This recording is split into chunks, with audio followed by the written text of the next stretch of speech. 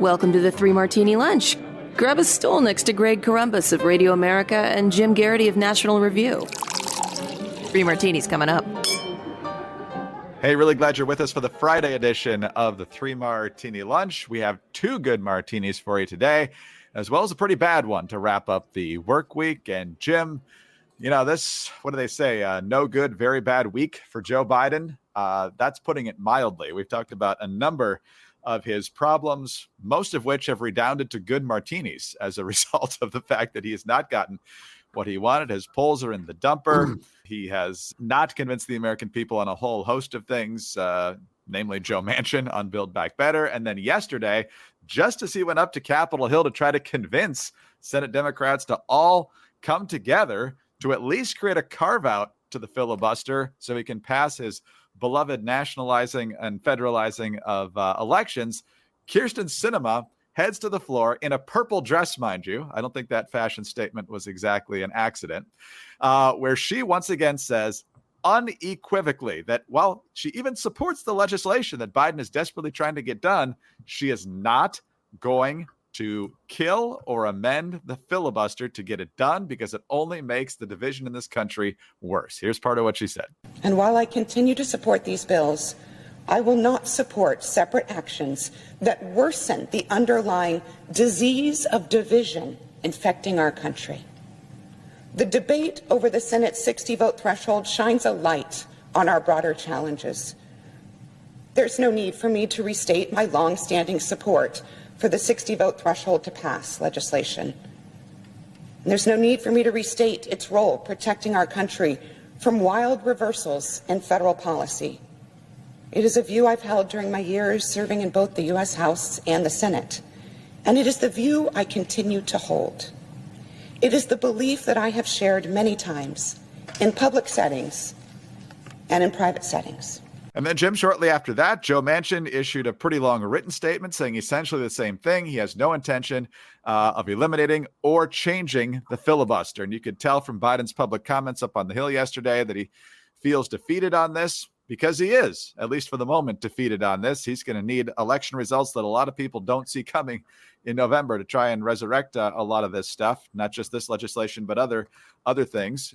So what do you make of a big win for conservatives in terms of stopping some of the worst things that the Democrats have planned? Well, the first thing that kind of comes to mind, Greg, is why did Biden go to the Hill? I think it was somebody noted this is the third time in like 6 months he's gone to Capitol Hill. And usually the president going to Capitol Hill has kind of got some weight to it. Doesn't happen all that often. And we know when the president plays this card, he goes to Capitol Hill and he asks members of his own party for their support in person. Generally, it's very tough for members of a party to reject their president. I was like, oh, okay, it's a way of communicating. This is important. This is a priority. I really need you on this one, please. And usually, I remember Bill Clinton doing this for his Hillary Claire back then. I mean, usually it works. It has not worked for Biden in any of the three times that he's done it. And I'm kind of curious, like, what did he see that made him think that either Manchin or Sinema was going to fold? What made you think, chasing her to the bathroom didn't do it? And also, the other thing which kind of jumped out is there was a headline, I think it was either Politico or Axios, one of those that said, Sinema taking this stance shocked and blindsided the White House. Really? Just like Manchin. They really seem to think that, because they've been very clear. People made an interesting point that, Manchin talks to Manchin talks to press all the time. We've been joking about congressional correspondents like Manu Raju who are asking him, do you still support the filibuster? Do you still support the filibuster? He's saying it all the time. Sinema speaks less often, but when she does, it's usually an event and it's pretty forceful. And it leaves you no doubt about where she stands on this. And she had criticism for the Republican Party as well. But she made the interesting observation that every time there's been some sort of step that's designed to get past the gridlock, get past the partisan divisions, it actually ends up exacerbating the gridlock and partisan divisions. So again, I think it was always something of a long shot. Sinema says no before his remarks, and you can kind of see that kind of takes the air out of the balloon of him going over and doing this. And then the second thing, then Manchin comes out and does it afterwards. Well, now, look, guess what? Your problem is not that you can't reach 60 votes for the legislation. Your problem is that you can't reach 50 votes for the legislation. That's your real problem there. And that's why, not only Build Back Better, but also they can't get the voting, the federal government taking over the elections bill passed either. It has just been this like banging their head against the wall. So it's kind of funny. I just went on this long tirade in today's Morning Jolt, laying out all the different ways he has fallen short and all the different ways he's going to reach across the aisle and be bipartisan and be a unifier and all that. And none of that has come to pass. And he hasn't, shut down the virus, all this kind of other stuff. He's also like really not good at handling legislative affairs and negotiating and reaching a deal with lawmakers. The irony is like he was up on the Senate forever, right? Joe Manchin and Kyrsten Sinema are not the most obstinate people in the whole wide world. They always seem very reasonable. And it's very, very bizarre. Oh, by the way, I couldn't help but wonder, as Manchin came out and said, yeah, I'm not changing my mind on the filibuster, was all of that attacking of Joe Manchin on the part of the White House back on December 19th, did that pay off? Or did it, or did that further poison the well and make it less likely that Joe Manchin was ever going to come around on this? It's as if Biden and his team never think more, beyond one day's news cycle, and they end up with some disaster and one more problem, and things never work out for them. So, it's been a really bad week for the president. And if you're, sitting where we are, tough luck, Joe Biden. You made some really bad decisions. It's working out better for Americans and for the conservative cause. Yeah, they've also said at the White House that they're talking to Manchin again about Build Back Better. And he said just yesterday, or maybe the day before, that that's not happened. So I think they're living in their own dream world. Love the liberal response here. Lawrence O'Donnell over at MSNBC on Twitter. Sinema delivers the Senate's stupidest speech by a Democrat in an edge of tears voice to give childish words a melodramatic effect. Jim, do you think if a conservative said that about a diehard liberal on the Senate floor, we'd be getting some misogynistic reaction to that? Yeah, I mean, what's more, Greg, like there are times we have heard people say, that's misogyny or that's sexism. You and I both have Y chromosomes. There are times, so on my behalf, I will say, sometimes you roll your eyes and you say, no, you did a lousy job and you're using sexism as an excuse.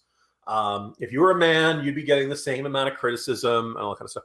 But in this case, man, there's some really nasty personal stuff. And was there some House member or somebody who said, she hasn't shown us much beyond what's in her wardrobe or something like that? She really, there is this nastiness that comes out when criticizing women that in this, and we know it's very clearly, it's not just, I mean, we've all seen progressive men just say unhinged, hideous things that they'll say about conservative women.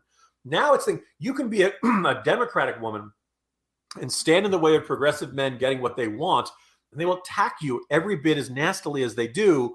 And oh, by the way, the whole time they will insist that they're feminists who really respect women and would never engage in sexism or misogyny or anything like that. No, that's absolutely right. And I think it's great that both Sinema and Manchin are together. Obviously, we want as much support as we can get for blocking the Democrats from doing this. But I think it's easier for two of them to say no than for one of them to say no. But I think there's even more courage potentially on the part of Sinema. Joe Manchin can tell West Virginia Democrats, look, I'm the only guy who can win statewide. So if you don't like what I'm doing, tough luck. Kyrsten Sinema could end up getting a primary in 2024 that could be fairly tough depending on where Arizona Democrats are at that point. So this is not an easy decision, but it's a very, very down the middle purple state at this point. Unfortunately, it used to be a red state for the most part. And so I think she knows her electorate a lot better than the National Press Corps does, but we'll see. Greg, I agree. I would just kind of note, though, that the key word in that sentence is in 2024. Yeah. There's a lot of road between now and then. What is going to be on people's minds in fall of 2024? Okay, correction. Spring of 2024, when they have a Democratic primary, it could be really different issues than what we're facing here and today. Like I certainly hope, for example, like the COVID-19 pandemic is over by then. Supply chain issues, inflation. Hopefully by then those problems have gotten a lot better. If they're not, there may not be many Democrats left. So. This whole idea of we're going to challenge you, I guess now it's 18 months from now or so. You see people get we're going to throw a primary challenge when they're in their first or second year of a 6-year term. Senators don't worry about that. So I know, all of that, all of those threats tend to be underwhelming, shall we say? Yeah, hopefully by then she can talk about the dastardly Republican majorities in the House and Senate. That'll distract everybody from it. But I mean, we'd obviously still prefer Republican in that seat, but obviously we'd prefer her to what the left wing would throw up at her in a primary, most likely. But nonetheless, you can probably rest easy that for the rest of this year, there's not going to be any significant changes to the filibuster. And if you need to take a rest after all this back and forth, and that includes Capitol Hill reporters who keep asking the questions and getting the same answers, MyPillow is the way to go. Get a MyPillow. They're so great to sleep on. The Giza Dream Sheets are fantastic. The towels are wonderful. And so are the My Slippers. And as I said before, I think the My Slippers, and I love everything that I've gotten from MyPillow. I think I like the slippers the best. But right now you can get 40% off the new My Slippers when you use our promo code Martini at mypillow.com. The My Slippers took 2 years to develop to ensure the highest quality and comfort. They're designed for all day. You can wear them indoors, outdoors, wherever you like. These slippers are available in moccasin or slip-on style, and they're available in a variety of colors and sizes. Now, these slippers are made with quality leather suede and the exclusive 3-tier cushioning system, which consists of MyPillow patented fill, the impact gel, and the memory foam. So for a limited time, MyPillow offering 40% off the new My Slippers. Go to mypillow.com and click on the radio listener square. Do not forget that part. And then enter the promo code Martini or call 800-874-0104. Now, while you're there, take advantage of the deep discounts on all MyPillow products, including, like I said, the Giza Dream bed sheets, the MyPillow mattress topper, and the MyPillow towel sets. You can only save 40%, though, on the new My Slippers with our promo code Martini.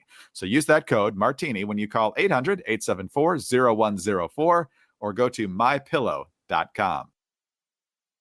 All right, Jim, it was quite an afternoon for Joe Biden and quite an afternoon for conservatives, too. We got we wanted on the filibuster front, and then the Supreme Court came through with its 2 decisions as it related to Biden's vaccine mandates. And it was a split decision. We knew from the oral arguments and just kind of the legal framework that we had a very likely chance for a split decision because of the fact that medical facilities get lots of money from the Center for Medicare and Medicaid Services. There are things attached to that money, and therefore the court ruled 5-4. A lot of conservatives with strong arguments as to why they didn't think that was the right decision. But nonetheless, 5-4, that healthcare workers do have to abide by the vaccine mandate. However, by a 6-3 verdict, the large business mandate of 100 employees or more, everybody's got to get the vaccine or get tested frequently, that was rejected by the court.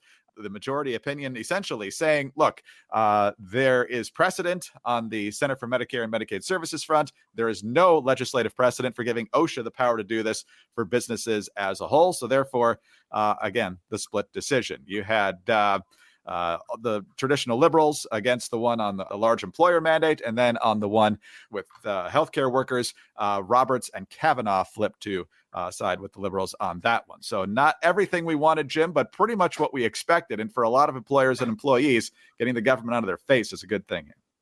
Yeah, this is actually a decision I feel was rightly decided, even though I don't particularly like the idea of vaccine mandates for institutions that take a lot of federal funding. But there's a long-standing tradition, sense that if the government is providing you money, federal government money comes with strings attached. And also the argument that if at an institution like a hospital or medical care facility, there's a stronger argument for vaccine mandates for those who are going to be around lots of people who are vulnerable to the virus than there is for average place at a shoe store or something like that. It was not surprising. I was really kind of intrigued that you saw the Supreme Court in with 6-3 on the OSHA mandate come out and say, yeah, you don't have this power. You don't have this power. And oh, by the way, I was very glad that they had, mentioned and cited Ron Klain retweeting the tweet from I think it was an MSNBC correspondent who said, this is the ultimate workaround for enacting a federal vaccine mandate without having the authority. And Ron Klein's like, yeah, it sure is. I know. Retweets are not endorsements, but numerous folks early on said, oh, so the White House chief of staff is saying, we don't have the authority under the Constitution to do this, but we're using this obscure regulation from OSHA and workplace safety to make Americans get vaccinated, even though we don't want to.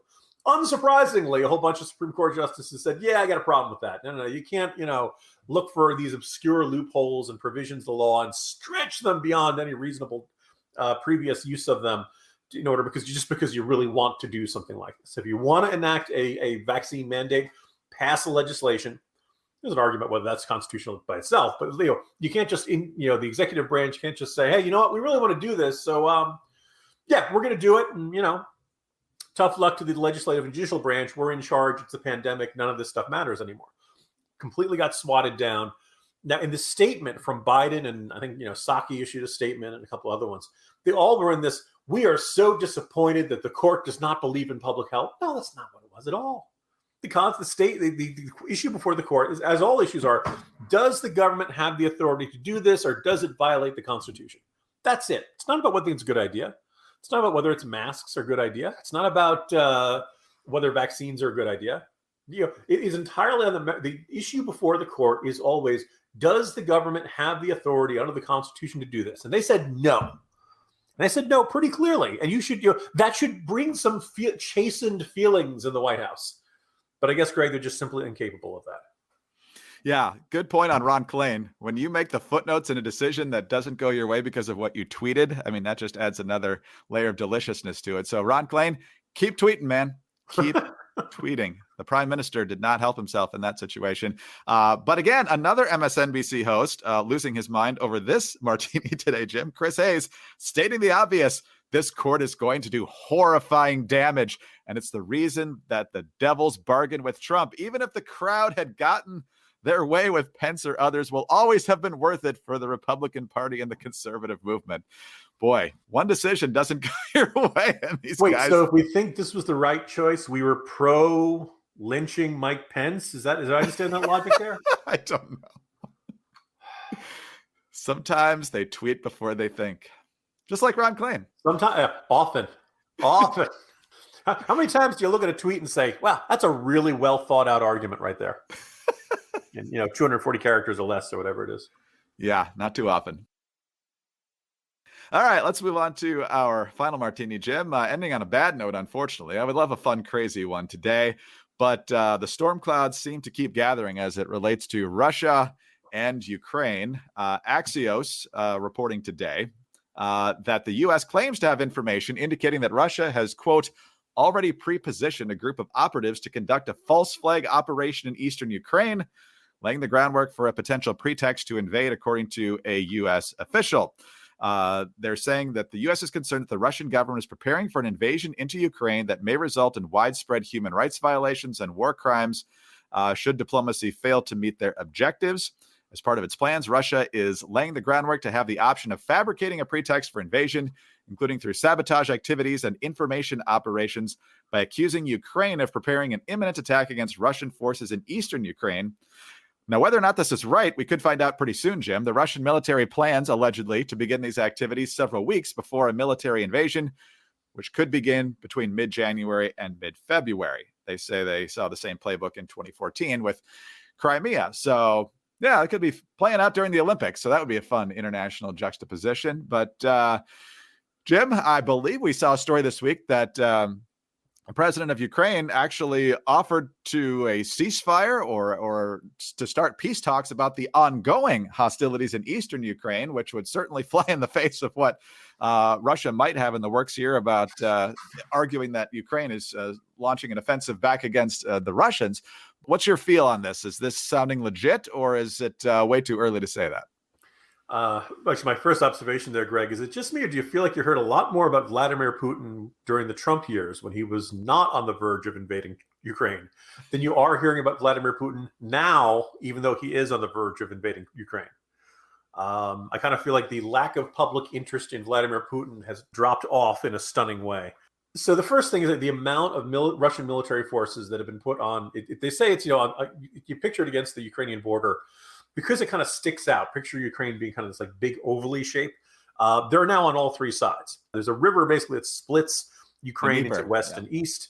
And on the east side of that river, it's always been a little bit more pro-Russian. It's always been a little more closer historical and ethnic ties to Russia.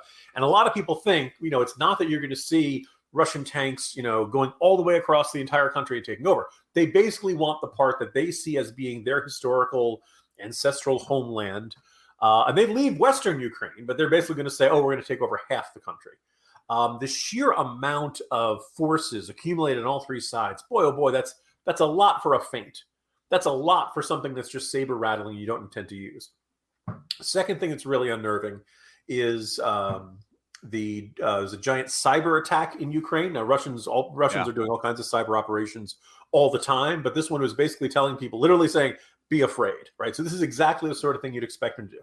Third thing, in relation to this report about the U.S. seeing some sort of provocation on the rise, Russian state, generally either state-controlled or state-influenced, or let's just say state-friendly media, have been emphasizing this idea that Ukraine is about to attack. If you listen to Russian media, you would believe that Ukraine was about to attack Russia instead of the other way around.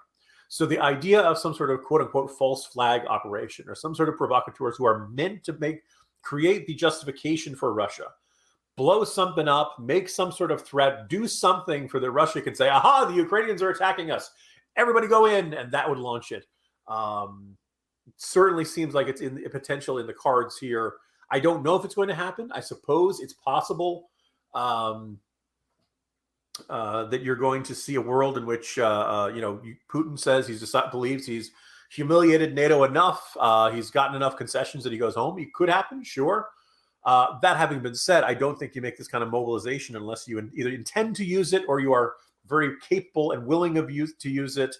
And I had this wondering feeling if certainly it's very hard to believe that anything we've seen from the Biden administration or our European allies really are deterring Russia that much and make him feel like it's that, that it isn't worth it. I also think Putin is thinking about his legacy. And I think reclaiming large chunks of Ukrainian territory are sort of the last thing on his to-do list before he departs this earth and heads on down to Hades. Well, the history of the 20th century and the early part of the 21st century, of course, tells us that if someone wants a little bit of land in Eastern Europe, they'll stop. They won't go for any more. They're always very easyggoing about that sort of thing. Yes. Oh, by the way, I'm hearing people referring this as the first time we're going to have, major war in Europe in 30 years. And the timeline is reasonably accurate. But the reason you're stopping there and not saying like 1945 is because of the Balkans and the absolute genocide that when the U.S. and European allied powers really didn't cover themselves in glory during that time either, showing up a day late and a dollar short and long after a rather horrific bloody genocide had gone on. So, there's an interesting argument from Damon Linker in, I think it was The Week, coming up this morning. I don't agree with every piece of it, but he basically said that we were bluffing that we were willing to do much to defend Ukraine and that Putin is calling our bluff. Damon Linker's assessment is thus we should never pledge to protect anywhere ever again. I exaggerate slightly, but he basically believes we've been overextended. Boy, when you don't keep a promise and you let somebody else take up land that used to be theirs, like Crimea, like the last time Joe Biden was in office, you only get more of it. And I think it kind of harkens a potentially much more dangerous world in the years to come. Exactly. And I'm reminded the last time we did this subject, our illustrious friend and former Democratic presidential candidate Irving Schmidlap pointed out that Kiev is actually on that river. I think it's the Dnieper. And so it's giving everything east of the river away is not going to satisfy Russia when they'd be looking at their adversary right across the river there. I don't think they'd stop there. That's like saying you're not going to have New York City. You're just going to have Brooklyn. Yes, exactly. All right. Well, Jim, on that note, let's hope that things cool off there, but the forecast isn't good. Speaking of forecast, we're supposed to get a little bit of snow here in the Washington, D.C. area. So if we're not buried alive from that 1 to 3 inches or whatever it is this weekend, I'll see you on Monday. Monday's Martin Luther King Jr. Day, so schools have an excuse for being closed anyway. Go ahead and close the schools. I don't care. Sounds good. Jim, have a good weekend. See you Monday, Greg. Jim Garrity, National Review. I'm Greg Corombos of Radio America. Thanks very much for being with us today. Do subscribe to the podcast if you don't already. Please tell your friends about us as well. Thank you so much for your kind reviews and your 5-star ratings. Please keep those coming. They help us out a lot. Get us on those home devices. All you have to say is play 3 Martini Lunch podcast. Follow us on Twitter. He's at Jim Garrity. I'm at Dateline_DC. Have a great weekend and join us again on Monday for the next 3 Martini Lunch. We are living in difficult times where people fear having thought-provoking conversations about pressing issues. And although we're in the midst of an information explosion, there are a lot of forces aiming to distort what's true. I created The Bill Walton Show to provide a forum for in-depth, thought-provoking conversations with leaders, artists, entrepreneurs, and thinkers. Please join me at thebillwaltonshow.com to explore what's true, what's right, and what's next.